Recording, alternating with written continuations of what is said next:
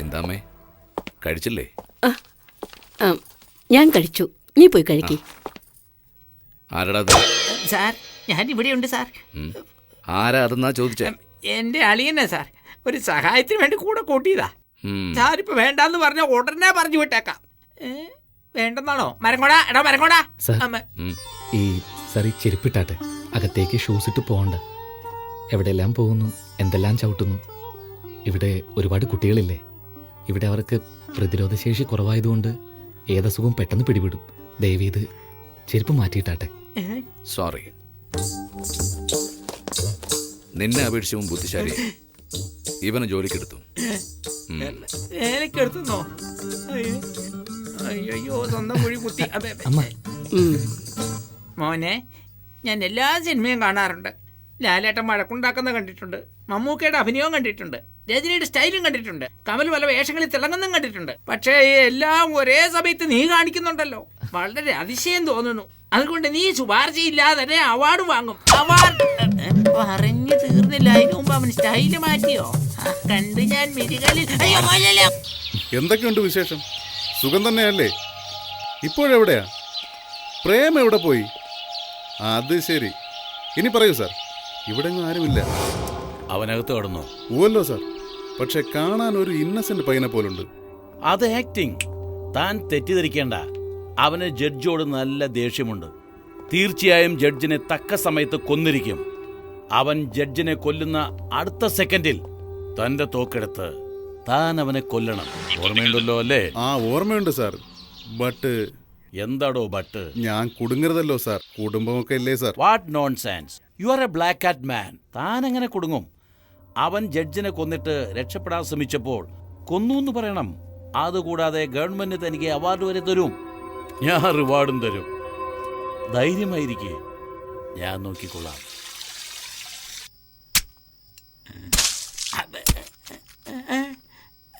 എന്താ ഇത്? രക്തോ? വന്നതും പണി തീർത്തോ? അയ്യോ, എച്ചിനെ പോസ്റ്റ്മോർട്ടം ചെയ്യുവാണോ? മീനാണോ വെട്ടുന്നേ? അയ്യോ,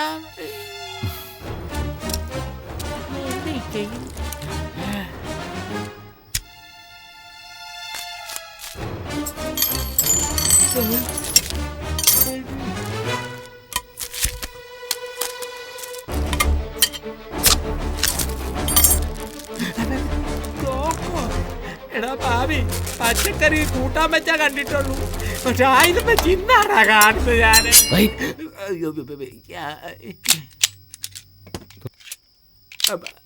അതെ സാർ, സാർ ഒരു 2 days ഈ പ്രോഗ്രാം ഒന്ന് മാറ്റി വെക്കാവോ? എന്തിന്? എന്താന്ന് ചോദിച്ചാ ഇന്ന് ശനിയാഴ്ചയാ. അതുകൊണ്ട് ആത്മാവ് തനിയെ പോകാൻ മടി പിടിക്കും എന്നാ പറയാറ്. പേടിക്കണ്ട, നീ കൂട്ടുപോകണം. അതല്ല, സാവകാശം പകല് കൊല്ലാവല്ലോ.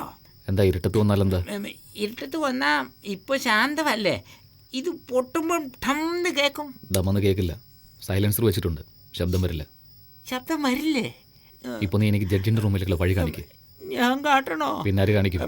അതെ, ഇത്രയും പ്ലാനോടെ വന്നപ്പോ ഒരു മാപ്പും കൂടെ കൊണ്ടുവരാൻ പാടില്ല. നീയാടാ എന്റെ മാപ്പ്. അത് വേണോ? വിധിയുടെ വിളയാട്ടം. അത് പുറത്തേക്കുള്ള വഴിയാ. പുറത്തേക്കോ? നിന്റെ കൂടെ ചേർന്നതിന് ശേഷം ഈ വീട്ടിലുള്ള വഴിയൊക്കെ മറന്നുപോയി ഞാൻ. വാ, നോക്കി നോക്കി പോകാം. അയ്യോ, കൈ പറിക്കുന്നുണ്ടല്ലോ.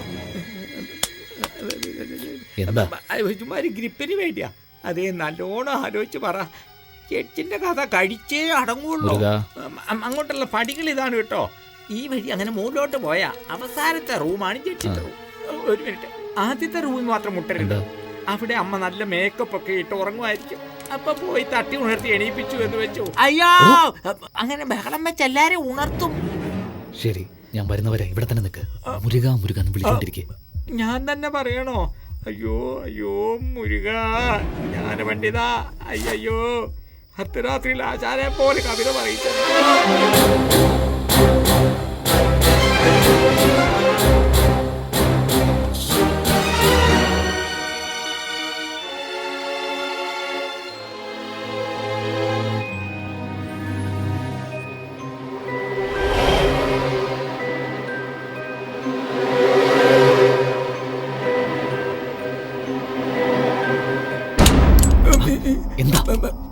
ജഡ്ജിനെ കൊല്ലാൻ നീ മാത്രമേ വന്നിട്ടുള്ളൂ വിചാരിച്ചാൽ ഞാൻ നിന്റെ കൂടെ നിന്നെ.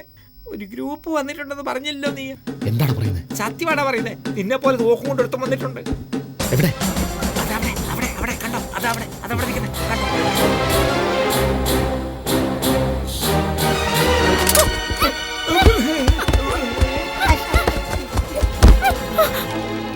അയ്യോ,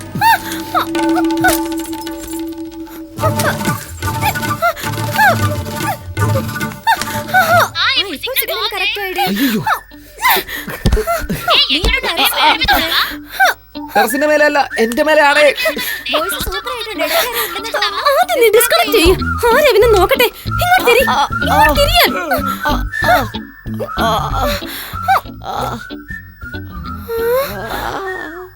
അയ്യോ, ഇതെന്താ കറണ്ട് വന്നേ? ആരായിട്ടത് സ്വിച്ച്?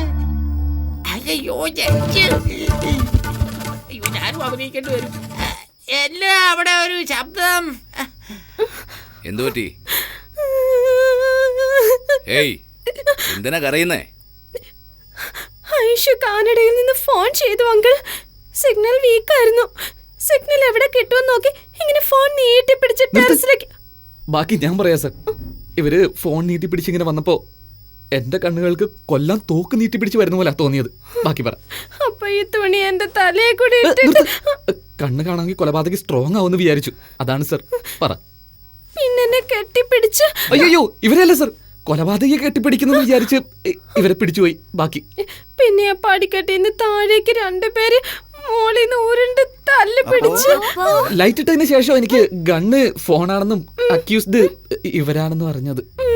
ആട്ടെ, രാത്രി 12 മണിക്ക് നിനക്ക് എന്താ ഫോണിൽ സംസാരിക്കാനുള്ളത്? അതും ഒരു വലിയ പെണ്ണ്. എപ്പോഴും ഇങ്ങനെ ഫോണിൽ സംസാരിക്കരുതെന്ന് പറഞ്ഞിട്ടില്ലേ? സെൽഫോണും ഇന്റർനെറ്റും നമ്മളെ വളർത്താനാ, നശിപ്പിക്കാനല്ല. മനസ്സിലായോ? ആ, പോയി കിടക്ക്. വാ. അല്ല നീ എവരിബഡി, എല്ലാരും കൂടി ഇങ്ങോട്ട് തന്നെ സാർ. ഏയ്, അത് ശരി. സർ, മുകളിലേക്ക് വാ. അരെ, ഇവനെയോ? ദാ വന്നു സർ. പെട്ടു നീ. ആരോ എന്ന് കരുതി നീ താരയെ പിടിച്ചത് തെറ്റല്ല. പക്ഷെ ഈ നേരത്ത് നീ എന്തിനു മുകളിൽ വന്നു? പോയിന്റ് പിടിച്ചു. മച്ച പറഞ്ഞോട്ടെ. എന്നോട് ചോദിക്കുന്നത് എന്തിനാടാ? പറയടാ. മച്ചാനാ പറഞ്ഞു വിട്ടെ. എന്തിന് അങ്ങനെ ചോദിക്ക്. അത് പിന്നെ സാറ് കുടിച്ച് ബാക്കി വെച്ച വൈൻ ബോട്ടിൽ മുകളിൽ ഫ്രിഡ്ജിലുണ്ടാവും. അത് സാററിയാതെ എടുത്തിട്ട് വരാം മച്ചാൻ പറഞ്ഞിട്ടാ വന്നത്. അയ്യോ, ഞാന് അതിനാ വന്നേ പിടിച്ചു അങ്ങനെ. ഏയ് മണ്ട, മച്ചാ നിങ്ങളെ സാർ മടയാനല്ലേ നീ? സാർ. കുടിക്കുന്നത് തെറ്റല്ല, പക്ഷേ സ്വന്തം കാശ് കൊണ്ട് വാങ്ങി കുടിക്കണം. അയ്യോ, നിന്നെ അപേക്ഷിച്ച് ഇവൻ ബുദ്ധിശാലിയാ. ഇനി മുതല് അവൻ പറയുന്നത് നീ കേൾക്കണം. പോ, പോ.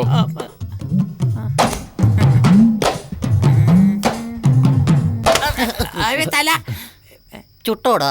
അയ്യോ ഇതുവരെ ഇല്ല. നാളെ ചുടുവോ? തീർച്ചയായും. ചുട്ടാൽ തല എനിക്ക്. അതെ, ജഡ്ജിന്റെ തല ഇയാൾക്ക് എന്തിനാടാ?